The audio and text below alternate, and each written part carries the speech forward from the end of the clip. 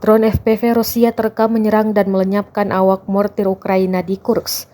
Rekamannya diunggah di Telegram Kementerian Pertahanan Rusia pada Minggu, 8 September 2024. Dalam keterangan unggahan disebutkan, Rusia mengklaim tidak ada tempat bersembunyi dari drone miliknya. Sebelumnya drone menciduk sejumlah awak mortir Ukraina mempersiapkan serangan. Operator drone FPV pasukan terjun payung Rusia dari kelompok pasukan Sever pun segera menghancurkan awak mortir 120 mm angkatan bersenjata Ukraina di wilayah perbatasan Kursk.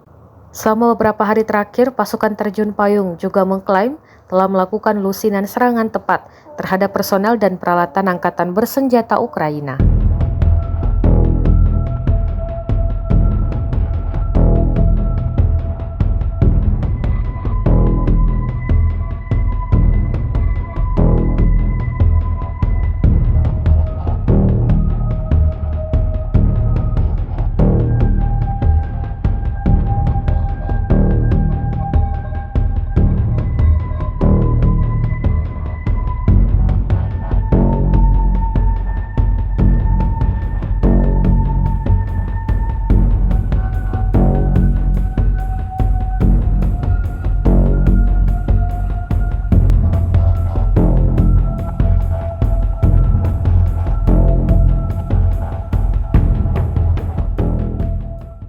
Download Tribun X sekarang, menghadirkan lokal menjadi Indonesia.